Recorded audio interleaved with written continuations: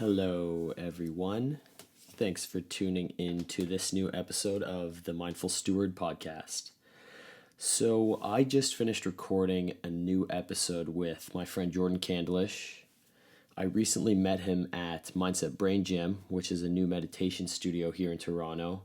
They're doing some really cool things, probably one of the leading, basically industry leaders in Canada as far as meditation goes. I would definitely recommend checking them out if you are in the GTA. But he is a coach. He has a podcast of his own and quite a great Instagram profile where he shares a lot of different insights. You can follow him there or on LinkedIn. I think he's probably on every platform. But despite the fact that he is Australian, he has become quite a large mindfulness ambassador here in the GTA and Toronto. So he runs a lot of retreats. He's very involved with planning corporate meditation gigs for the meditation studio, and just overall, he's quite well read and, has a lot of good insight into how to live a healthy lifestyle in terms of both mind and body. So I've been wanting to record an episode with him for quite a long time. I think him and I are on very similar wavelengths in terms of the kinds of content we like to put out there and the things that we like to learn about and dive into as topics. And I'm honestly really happy about how the episode turned out. I think it's a pretty great privilege to be able to have these conversations with other men as kind of the masculine realm becomes more and more open to discussing these topics. So before I talk for too long here, I'm just going to remind everyone I have some really awesome guided meditations I'm about to send out to my newsletter, to my list of everyone who is subscribing. So I recorded those professionally with Michelle Pound. She's a meditation coach who I've had a previous episode with as well.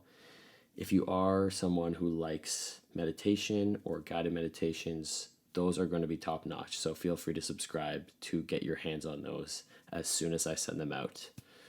All right, without further ado, I will get this episode started. Thank you for tuning in.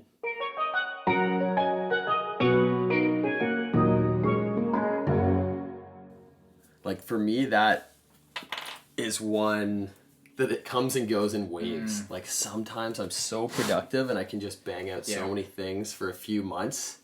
And then it's also priorities. Like sometimes my priorities change and they come and go. Exactly. This isn't really my job, so that is a huge factor, Sometimes things in my professional life or like... It's going to take a precedence, isn't it? Yeah, or my personal life, kind of, they beat out creative projects, essentially, which like obviously makes perfect sense. Totally, man.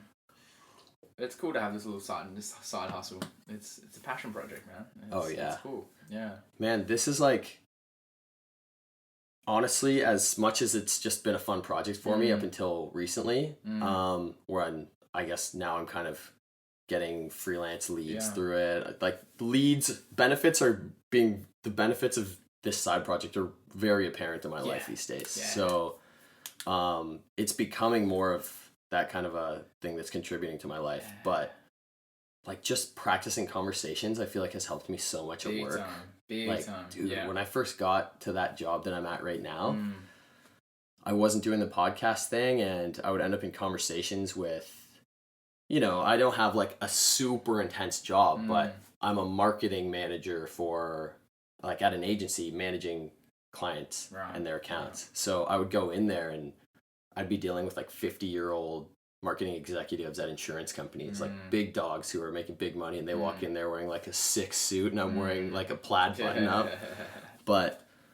And I didn't know like how to converse with them super well, and this has like helped me so much. Likewise. Just questions, how to ask good questions. Exact same, man. So podcasting is definitely, I would say everyone should do it.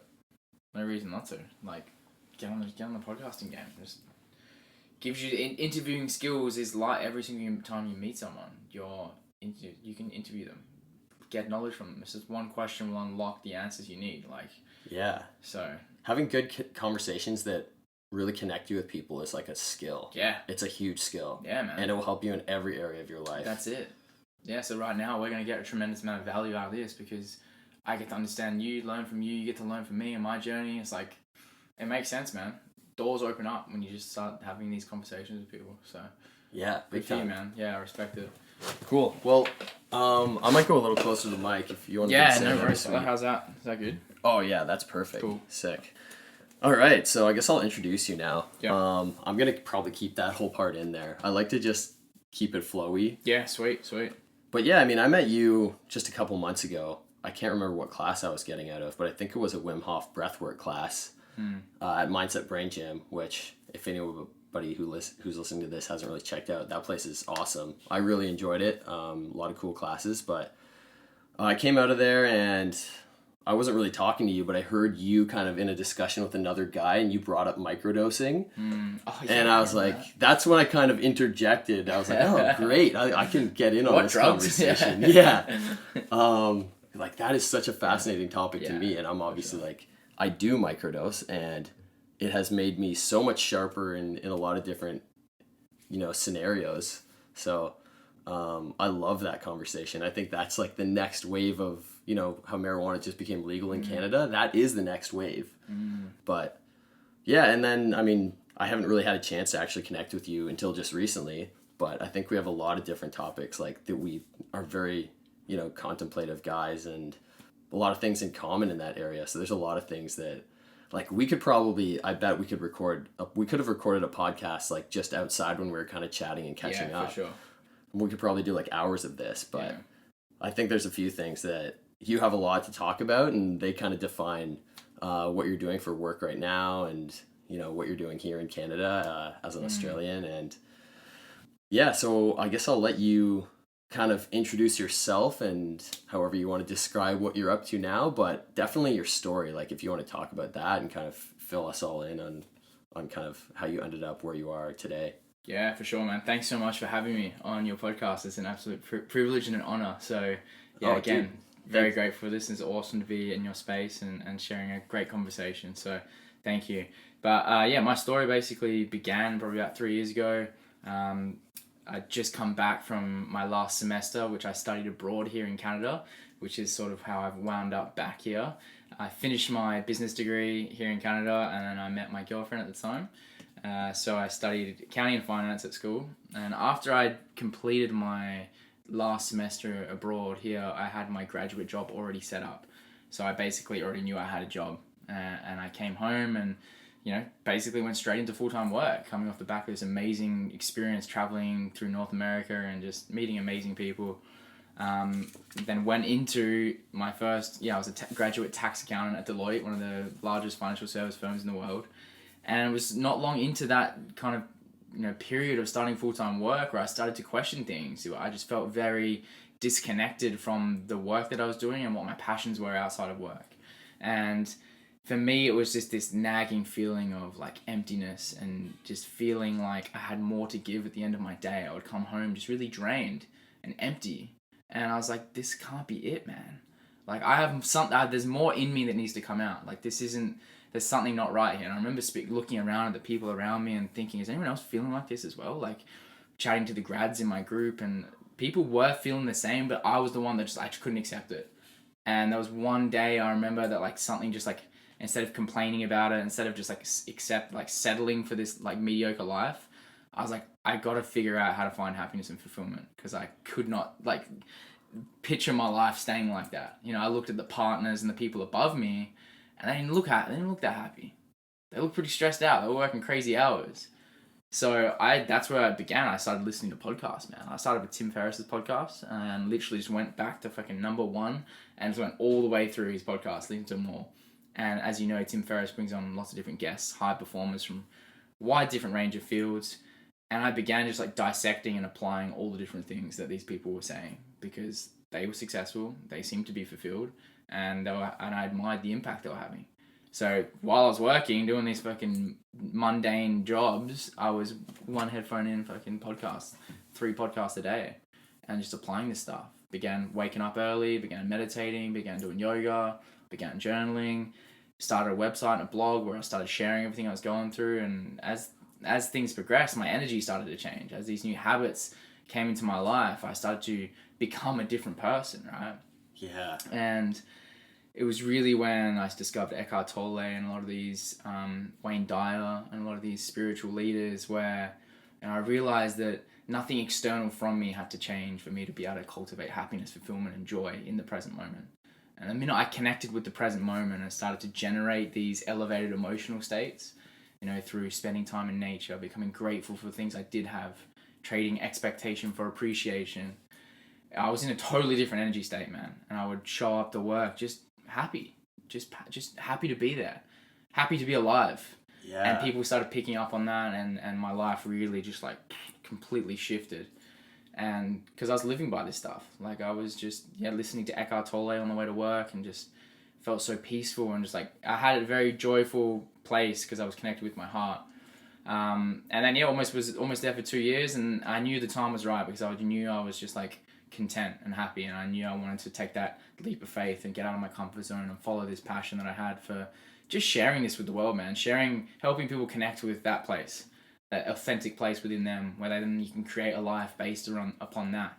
And so many people are disconnected from that, and that's my mission, is to help people rediscover that true authentic place in your heart that is waiting to be found, and then you create your dream life from that. It's not created from the head thinking you need to fucking earn money to keep other people happy or to acquire something. And it's brought me back out to Canada, and that's sort of where I've worked here for almost 2 years at a healing clinic for the first 12 months, where I was learning about different healing modalities and oh, no way. Frequency technology and cool. How people can self-heal. That was for the first 12 months, and then obviously I went across to Mindset Brain Gym, where I help them out with their corporate staff, and I teach meditation there. And just been a wild journey, man. Now I coach and help people on the side as well who are looking to find that, like what I just said, find that calling, find that spark, and unlock the greatness within them, man. So that's sort of the long / short story to date to get me here. Perfect. Yeah. Oh man, you worded that so well. Yeah, that's funny that you got into Tim Ferriss and Eckhart Tolle. Yeah. Were those the first two creators or content creators? Oh, dude, there was so many, man. Okay. Like Tim Ferriss was definitely the first podcast that I sunk my teeth into, and then through Lewis Howes, who also brings on a lot of guests who I just I loved just hearing about the way other successful people live their life and applying the things that they said they did. And over time, I really just gathered all these different practices and tools, and I just noticed the correlations. Like they all meditated, they all got up early, they all had a solid morning routine, they all ate healthy food. I started biohacking, so I was reading Dave Asprey and the Bulletproof Diet, and the Bulletproof podcast. That was another one I went all in on, and really biohacked my body so that I was optimizing my energy. So optimizing my sleep, optimizing the way I exercised.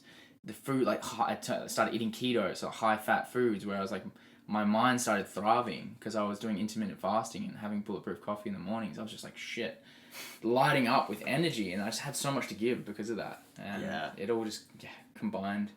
And that's awesome, man. Well, I was gonna say it's so true that it all starts in nutrition. I do have a lot of friends who, it's kind of interesting when you start creating this content, people do come to you with questions a lot more. Yeah. That's a phenomenon that's been happening to me quite a bit more ever since I created this podcast. So maybe about a year now. Yeah. But that's always the first step. It's just so obvious. Your mindset, we're all just, our bodies are totally fueled by what we're putting in it. Big time. But yeah, to go back to the Tim Ferriss stuff that you were talking about, or just kind of the content creators you were crushing, basically. It's so interesting with those kinds of people, because I got really into that too. For me, it was Eckhart Tolle first. Cool. The Power of Now. I read that book really randomly.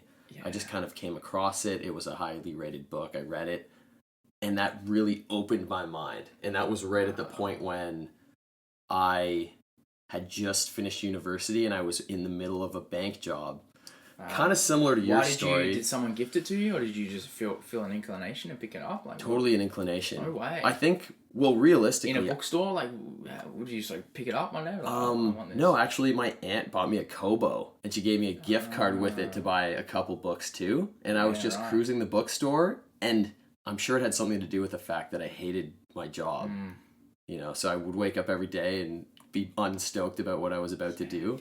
So one evening I'm just cruising through books, and this book about finding more purpose and understanding and just connecting to those kind of meanings in your life pops up, and obviously it caught my attention for a reason. That was kind of my intro to all of this content. But those people on Tim Ferriss, like, they are crushing it, they are like CEOs and big dogs, but they are totally fulfilled.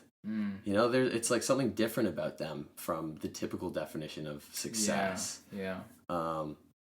Like success, we were having this discussion outside, but I mean, there's so many different angles you can kind of look at it from. But I had a pretty similar journey to you. I've talked about it on so many other episodes that I'm not gonna like dive into the whole thing. I'll just fill you in after. But like for me, it's a little bit different where I think I grew up doing quite well as a snowboarder. In high school, I grew up right beside a ski hill, was totally engulfed in that world of like competing. And in that world, you meet a lot of people who are already kind of alternative thinkers. They're people who don't really listen to the status quo of what society kind of tells you what to do. And then I went to university, and then I got a bank job. So I kind of did it the other way around, where I was living in this world where it's just people following their passion, following their purpose every day. Every ounce of energy in their mind goes towards that, And I was totally like that. I couldn't even describe how obsessed I was. And then I went into a bank job, and I kind of realized very quick, like, this is not going to work for me. I've already experienced this like really cool form of connection where my life revolves around something that I absolutely love. And I kind of realized, like, I need that. I need to create a life where that's what it's all about. Even though it's not going to be snowboarding anymore. I did like tear my ACL, and it kind of, the whole snowboarding thing changed. But that was really for me, it was that approach. And I feel like this is something that I've described for a while, just based on your reaction when I told you outside. This is like something I want to share on the podcast. But so after that time, I took a few years for myself to really just have fun and travel and kind of experiment with writing and just doing my own thing. And then I had quite a slow start to my career.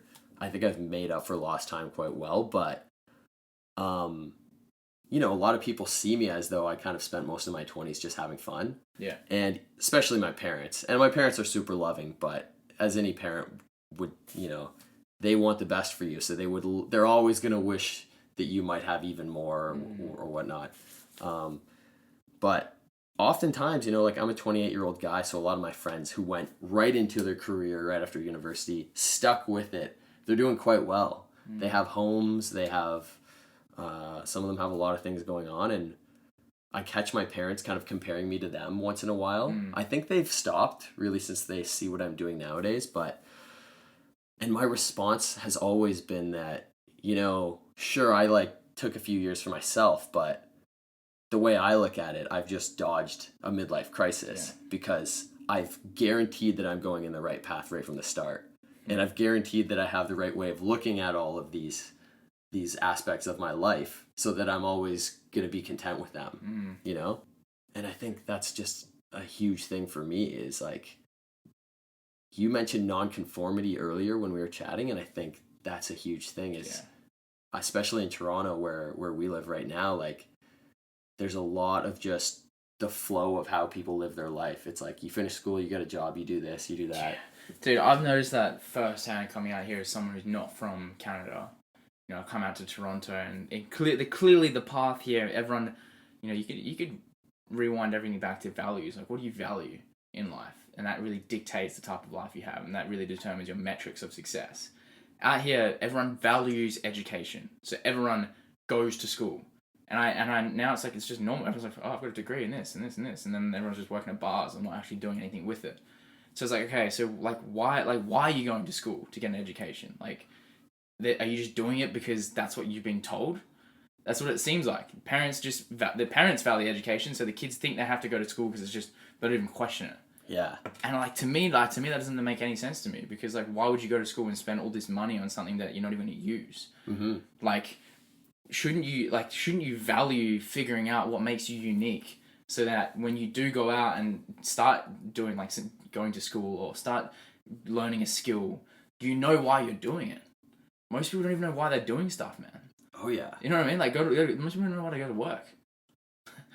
You know what I mean? They don't even know like what makes them happy. They think it's money that makes them happy. It's not money. Yeah. You know what I mean? Oh yeah. It's the feeling that you get when you buy something, or it's the feeling that you get when you go on a holiday. But like you don't actually need the holiday or the fucking car or something to feel those feelings. You actually have access to them all the time. Yeah. You know, I close my eyes and do my meditation practice, and I cultivate those feelings. So I cultivate the feelings of gratitude, love, joy, appreciation. And these are the things that we're all chasing, but we actually have access to them already. So if you start, the way I see life is like the minute you flip the game of life on its head and you live from the inside out, instead of going from the outside in, thinking I need to level up in this, forget this, acquire that, become this, you realize that your happiness is within you. And realizing that, you can literally go anywhere and do anything because you're tapped in. You're tapped into your happiness, tapped into fulfillment. It was such a powerful realization for me, man. And that was like, I ended my speech. Like I just did a speech a couple of weeks ago. I ended the speech with a quote, and it said, "There's nowhere to go, and there's nothing to do. Realizing this, we can go anywhere and do anything." And to me, that was the essence of what I realized when I was at my corporate job. I was like, right, I've got access to the happiness and fulfillment, joy, love. It's all in me. There's nowhere to go. Like it's all right here, right now. This is it. There's nothing to do. There's nowhere to go. You've got it all within you. You are enlightened. Enlightenment is now. There's nothing to be achieved, nothing to do, nothing to get. You realize that, you go, wow, now I can fucking do anything. Oh man. You know what I mean? I love that. Yeah. That makes me think of something. I have a lot of friends who live in Vancouver. Probably because of growing up in the snowboard kind of world. A lot of people end up out there in the mountains. Yeah. But I was out there visiting them, and you know, being out there just, for me, in all honesty, I was going to move to Vancouver before I moved to Toronto. Cool. And I don't regret this, but I had a lot of friends at the time in Vancouver because my goal was really to get my career established. And I like to enjoy my life and you know, do things that are more connected to who I actually feel that I am than moving to a city just for the purpose of a career. But I did that, and I don't really regret it now, but I had a lot of friends when I was going to move to Vancouver who were kind of telling me, hey, you know, it's really hard to get started here. Yeah. I'm moving back to Ontario to get started in Toronto. Yeah. And that was something that scared me from going there.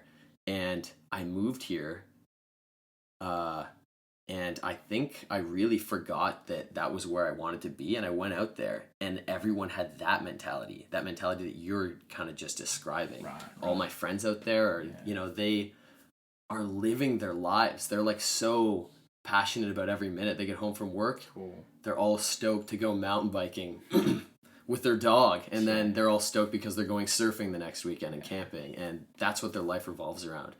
And I felt so much more at home there than I do here, in all honesty. I still want to be out there. I'm kind of scheming my escape. I don't know. Like, I do love Toronto, and I'm not gonna leave on a whim. I'm gonna absorb it all, but they kind of had that mentality as well. And I remember my one buddy who I was staying with just saying, where is everyone rushing to? Oh, he literally said that, and I just kind of sat there and pondered. I was like, where am I rushing to, man? It's the lesson, dude. We spoke about this outside when I first got here. These are the lessons that I'm like really trying to figure out and learn while I've been here in Toronto. Is this like mentality of like this everything's so fast paced. Everything needs to get done quickly. Everyone's like, get to the next thing, do the next thing, and like you get swept up in it, and you miss the essence of like life, which is just to appreciate this moment. There's no future moment that's gonna give you any more fulfillment than what you already have. Like, do you know what I mean? Yeah, we're all rushing around. Oh yeah. And when you do that, which I'm noticing myself, is you miss the little beautiful things and the simplest stuff, like a tree. Like just sitting at the park and just like slowing down. I found it really difficult to just sit down and like have a read, because it's like, I don't have the fucking time to read a book. Like, I think I don't have the time to read a book, but like in reality, like if you don't have time to sit down and read for 10 minutes, like you don't have a life. Seriously, man. Dude, I'm not even kidding. You saw that bookshelf, or it's like right beside you. I've read all those books probably in the last 4 years.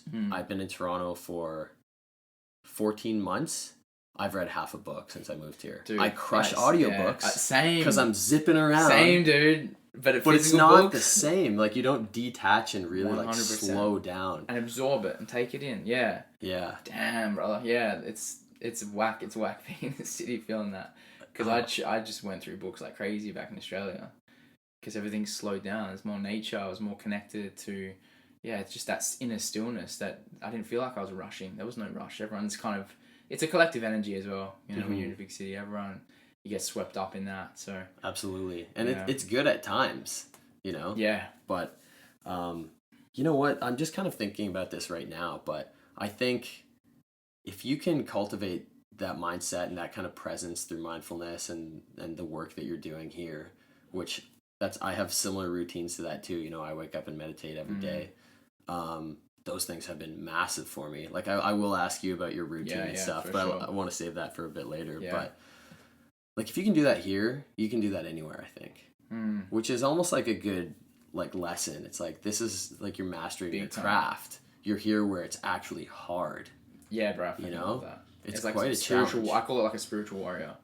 In the like heat of the storm, in the eye of the storm, can you maintain that connectedness? Can you still stay grounded and centered? And this is the eye of the storm, man. Like, there's distractions everywhere. Yeah. It's like your attention's being pulled around everywhere.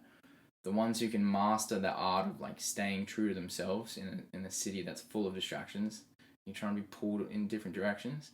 That's a spiritual warrior, in my opinion. Oh man! And it's a daily practice. Yeah. Yeah, it's daily practice, and I believe it takes advanced spiritual practices. Whereas back home, it was just like, fuck yeah, go down the beach, connected, home, sweet, back up in alignment. Here it's like, you know, I'm like doing fucking breath work. I'm doing all kinds of different stuff to just find ways of just like switching off the mind. Yeah. Yeah, and I mean, that's the thing. It's not only that you have more escapes there. It's that like, you only have so much brain power in a given day. I think you can cultivate more through a lot of different ways, through like elevating your energy through diet and biohacking. That's obviously completely real, but like, you don't want to, how do I word this? Don't want to, I mean, it's just hard to kind of step aside and like pull yourself together to kind of counteract 8 hours of intensity with like a little hour of relaxation. You know? Right. Like, it's quite an art form in itself. If everyone's driven to like everyone's creating things here, which is dope. Which is why I love the vibe of Toronto. I love the vibe of big cities. It's like things are happening quickly. They're being created quickly. Businesses, ideas. Like, if you have an idea, like, you can find the right people to bring that idea to life pretty damn quick. So if you can start to refine that creation process where you fine-tuned your energy so that you can bring an idea up there into your physical reality super fast, like, to me, that's, you know, that's pretty damn cool. That's where businesses are growing and expanding really quickly, when they're around people who have tuned their energy to the point where it's like they're productive, they're effective at what they do. It gets toxic or dysfunctional when it's like people are making a lot of money in a job they don't enjoy.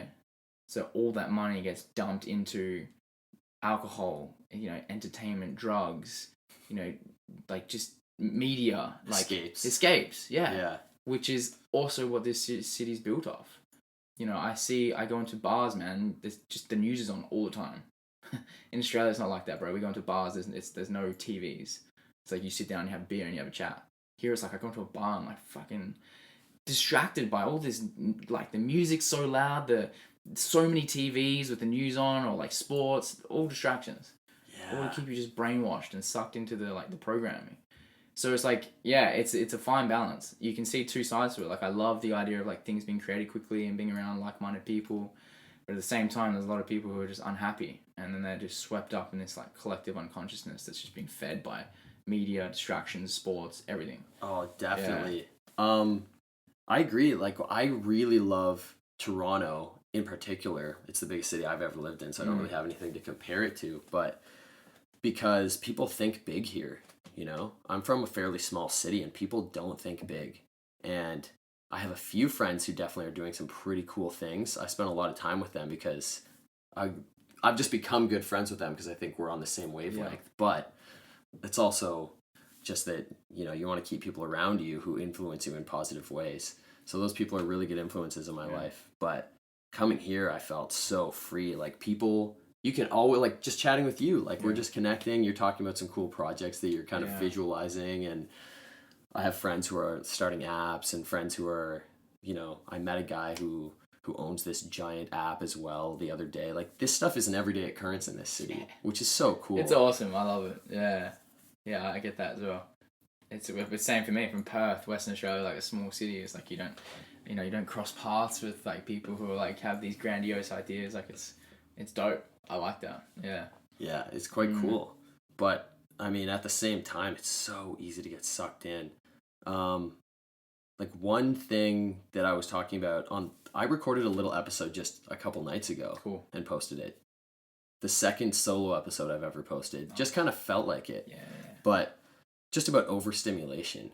It's a topic I really love discussing, and I'm super into psychology. So it's not just the kind of practices of how you can step out of that yourself, but the psychology of what's actually going on inside your brain physically.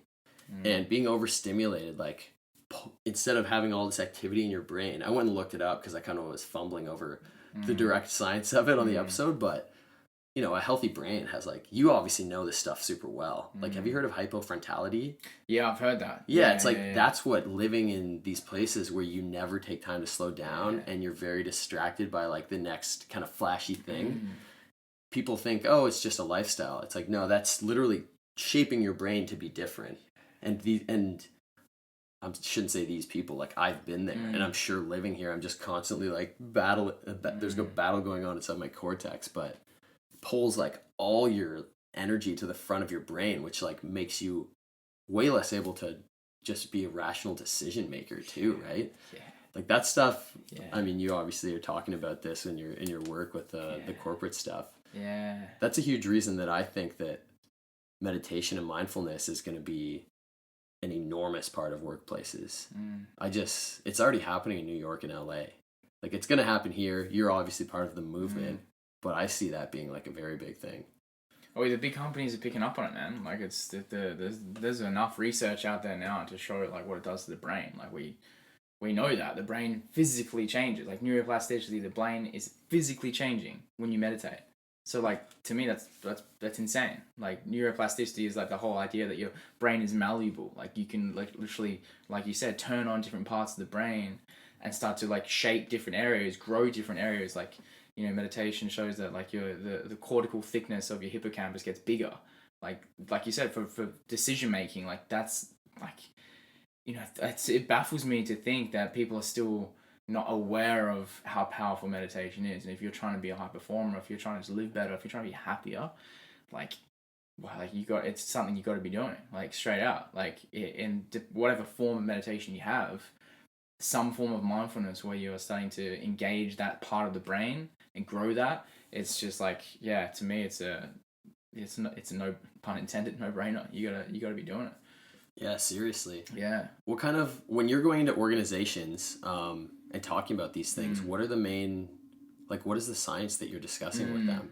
Yeah, so like we definitely hit on the science because they, like these people want to hear that. You got to quantify everything. Yeah, right? Yeah, you do. I mean, like a lot of it's down to like the whole idea of like that neurons that fire together wire together, right? So as you start to meditate more, you're gonna start to fire these new pathways in the brain. Like synapses are gonna be firing in new areas that you haven't done before. So the first time you do it, it's gonna be hard. It's gonna be really difficult to sit down and close your eyes and focus your attention on your breath or on your body or something. And as you start to do that more, you're creating this pathway in the brain where it's going to get easier because these synapses are now firing together. And as they get stronger, you become better at meditating because that part of your brain is getting stronger. You're literally doing a mental bicep curl every time you bring your attention back to the moment. You know what I mean? So just grounding this stuff in a way that's easy to understand for the everyday person. I say everyday person, meaning like a corporate 9-to-5er.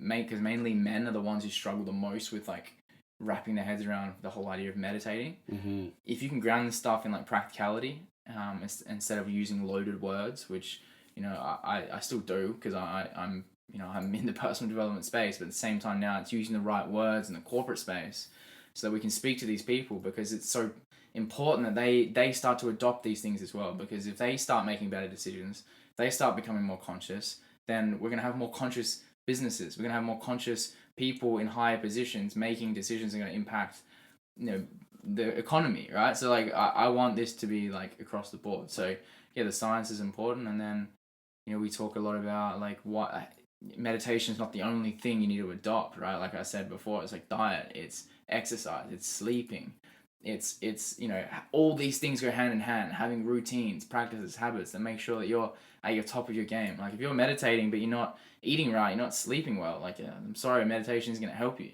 You know what I mean? Oh yeah. So everything it's has to work hand in hand. It's part of a holistic approach, really. Big time. So that's really where I push it, because that's where I come from. I come from the corporate world, and that's my whole time at my job completely changed when I adopted these practices and habits and routines. Yeah. So yeah, it's the key. Oh man, Yeah. I mean, for myself personally, do you know who Emily Fletcher is? Yeah. Okay, she's super rad. Yeah. Yeah, I listened to her on a podcast. It was on the Aubrey Marcus podcast, Cool. actually. I've actually listened to that one as well. Yeah. Yeah. And then I watched it, because you know how when people release a book, they do multiple podcasts in the space. Yeah. So I listened to all her episodes, and it's pretty much her repeating the same kind of thing. Yeah. She obviously has like a specific message she's trying to get across strategically, but she, I think, is one of the best people I've come across, because I've heard about meditation a lot, and I have been meditating for a couple of years, but I think it was when I listened to her podcast when I kind of realized, whoa, this is what happens to your brain when you do it every day. Literally like makes your brain better, stronger, just like if you're doing bicep curls for your arms, same, just like the metaphor you used. And I started meditating every single day, like religiously from that point. It might even have been before the Aubrey Marcus one came out, but that was about like 7 months ago, 6 or 7 months ago. And man, there's a few different things that have been going on. Like I've been doing Landmark, which is incredible as well. Those courses have changed my life, but I swear meditation has been in the top 3 things I've ever done for myself. Wow. Was start meditating every day. And like it's changed the way that I'm able to approach stressful moments. I don't honestly, I feel like everyday stress, like if I'm in my car and somebody seriously cuts me off, that used to really rattle me. Now that happens, and I might feel a little bit of annoyance, but I don't feel like the real stress of it. Like I don't know if this is just me becoming more content of a person, but I swear I haven't had a big stress attack in 6 months. That's amazing, man. Like I don't know about you, but that is something that I feel like I used to let stress get to me quite a lot. And that's maybe what brought me to mindfulness in the first place. But yeah, that Landmark, not watching porn, that's a big one for guys. Like that has been huge too. Those are huge things for me. I cut that out a while ago. Yeah, it was something that just didn't align with what I feel like it's a lot of it's in the mind. A lot of it, you're creating stories, and again, I found it as to be a distraction. Yeah, I removed lots of distractions, like bad habits that I had through being exposed to a lot of television, video games, porn, social media. I just did a decluttering. I went through cleaned up back when I was back home. Yeah, just stopped exposing my mind to a lot of the programming that was coming in. Like I just switched off the radio. I don't listen to the radio in the car anymore. I was like, I just listen to podcasts or silence. Yeah, I miss my car a lot actually being out here. But I bet just sometimes a nice car ride can be a great way to clear the mind instead of having the fucking radio on all the time, being programmed constantly. Oh man, I love that you're using that example. Like today, I rarely do this, but I'm quite mindful about the way that I'm interacting with the world most times, but I do generally love to crush content. I feel like it's this weird accomplishment every time I crush a new podcast, because I'm just learning things so fast by doing that.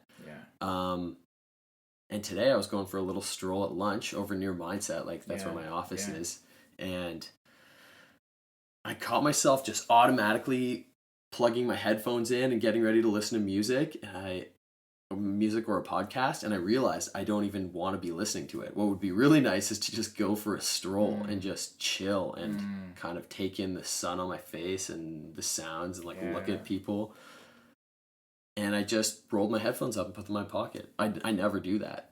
But it's really like, that's something I've been doing more and more lately. Same kind of thing, like just turning off the music when I go for a ride or something. Because it's really just like a subconscious need in the back of my head just kind of poking me, telling me I need to listen to music, you know? Dude, like, where does that come from? That's what I was saying before. It's that constant need for stimulation. Being in the city, like the mind always needs to be stimulated. Yeah. Like, why can't we just like sit here? It's an addiction. Yeah.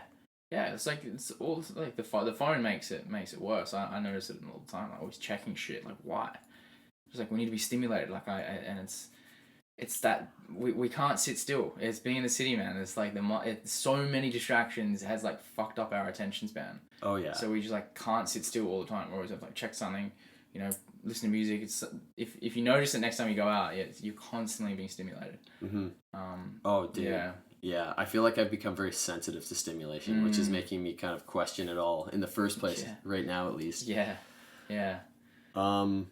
Cool.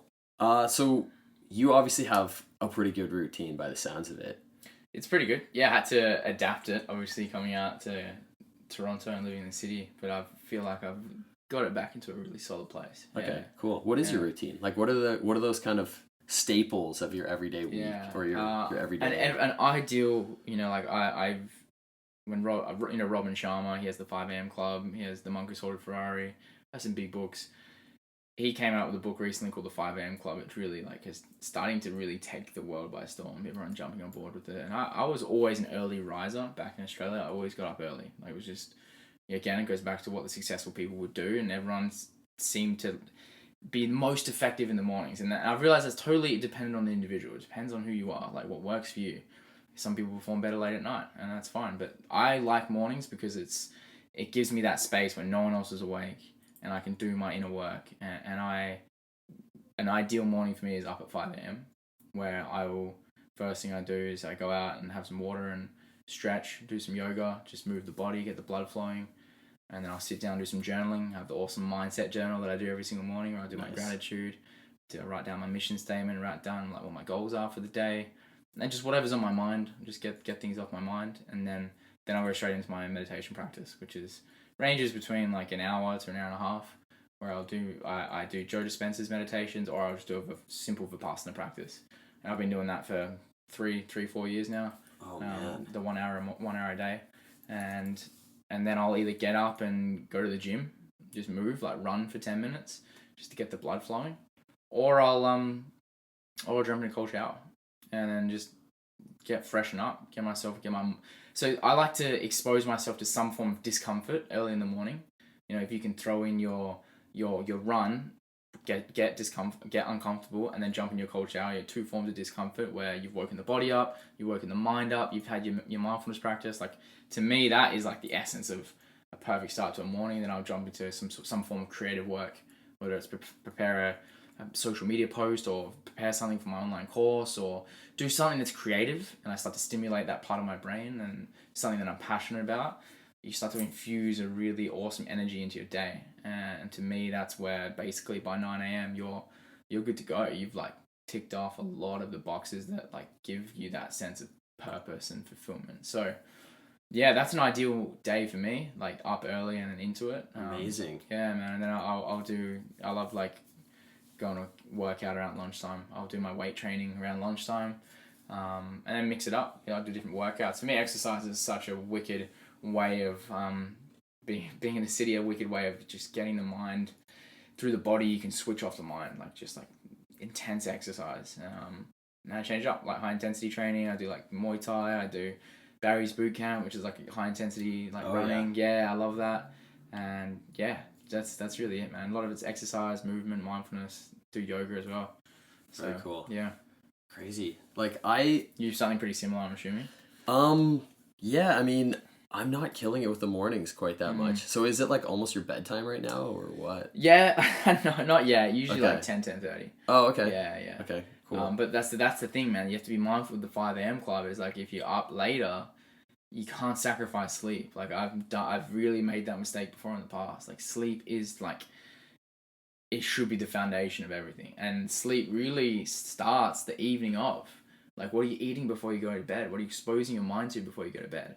Are you eating lots of sugar because it's going to affect your sleep? Are you around bright lights? Like, all these things affect the quality of your sleep, which then affects the quality of your day. Oh yeah. So it starts the night of, like, getting myself into a good place where I can get a good 6 to 6.5 hours sleep. It's quality, not quantity. It's such a powerful realization. It's like, you can sleep for 8 hours, but if it's fucking shit quality sleep, you're gonna wake up feeling tired, which is the case for most people. Yeah. So sleep hacking was a really big thing for me. Have you heard of Why We Sleep by Mike Walker? That book. I have, but I haven't read it. Okay. Yeah, is it so worth a read? It's amazing. It's all about the science of what's going on in all the different parts of your body when you are sleeping and when you aren't getting enough. And it kind of compares it all. Ooh. And it will seriously freak anyone out who's not getting enough sleep. Wow, that's really what it did for me. Cool. I've been aware of sleeping important, but like I said, up until I think I kind of got into meditating to relax myself before sleep. Okay. But still, sleep has always, for many years, it's been like a weak point of mine. But in general, like, I have a hard time laying down, turning my mind off and resting. So it's almost like I would avoid it. I would do things all night until the last minute because I knew that I would go and struggle to sleep anyway. Yeah. And since when I really got into meditation and when I really got fully committed to meditation and I started meditating twice a day, every single day, my sleeping problems disappeared. And that wasn't all that long ago. You know, it was within this year. So in that time, that's when my mornings have started improving. So it's still a little new for me. Yeah, I see. But, oh man, it's amazing. Like waking up, I haven't been able to fit as much as you have in because I'm still kind of enjoying just the fact that I'm sleeping at night. But like being able to wake up and meditate and journal. And sometimes I even watch an episode on Gaia. I don't know if you're on Gaia. Nice. I'm super into that. That's sick, man. I'm not, but that is cool. Oh, yeah. They have such good content. Yeah. And then I'll go and make my lunch for the day, and then I bike to work. Sweet. I bike to work as well. Yeah, like biking to work's an amazing thing too.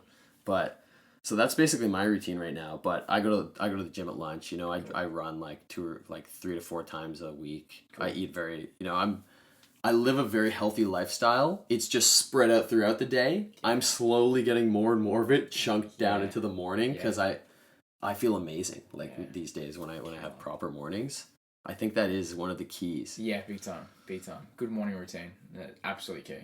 Yeah. Key to success. Oh, yeah. Big time. Yeah. I mean, and that's something that I've read for years, but I've never been able to put into practice, you know.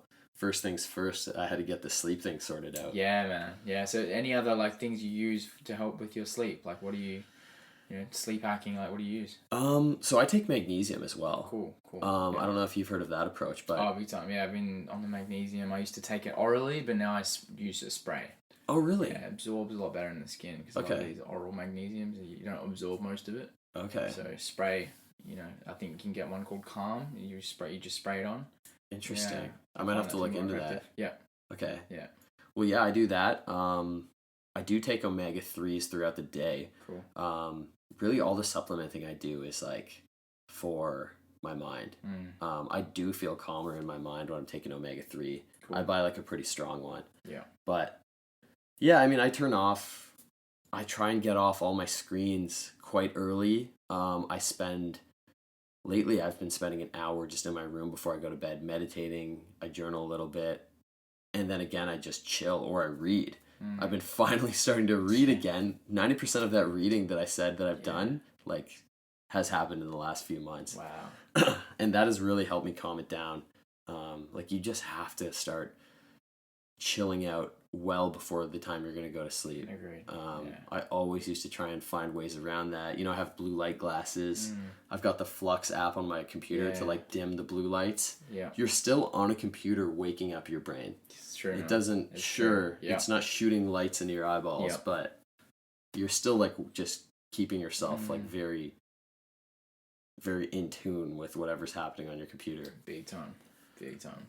Cool, man. Well, that's almost 50 minutes. Dude. I think that's a pretty sick point to end it on. Dude, flew by, man. Yeah, it's been, again, it's just great to be able to chat with another male who is on this path as well, man. I had a podcast this morning with another lad from the UK, and it was like, to me, it's a sign that, like, as us lads are starting to talk more about this, as we're starting to gain more into interpersonal development, as we start to look at our emotions and start to, clear away a lot of the emotional trauma that lots of people don't acknowledge, which is where a lot of the dysfunction in society is coming from, unacknowledged emotional trauma. And as men, we seem to mask that up through distractions, like we've spoken about. Mm-hmm. And it's great to see another male like you doing this kind of work, trying to better themselves, trying to go within and find out how they can be a better human, because ultimately when we do that, we impact other people just through who we are. Not through what we're doing. It's like who we are as a person. Yeah. So yeah, man, respect that. And I respect that you're sharing this content with the world. It's really awesome. Yeah, thanks, man. Yeah. I love that feedback, because honestly, one of the goals that I've kind of realized I want to put on this podcast and this show is to be a male in this space. Because I personally got into this and have been more open about it. You realize there's a lot of the strong, powerful men in this world. I don't mean powerful. Yeah. I feel like that's not the right word, but imagine that in the best of senses. I know what you mean. Yeah. Meaningful, important people. Like, yeah. They're the people who are very aligned with their community and their connection and their purpose. And there's just not enough of this in the sphere of masculinity. Mm-hmm. So I think you're doing the same thing. It's really cool to obviously have chats with guys like you, and there's going to be a lot more of these kind of things happening in the next few years as this stuff keeps growing. Yeah, brother. So man. Thanks again for joining, man. Thank you, man. Look forward to sharing this journey with you. Yeah, I'm sure we'll do another episode sometime. For sure.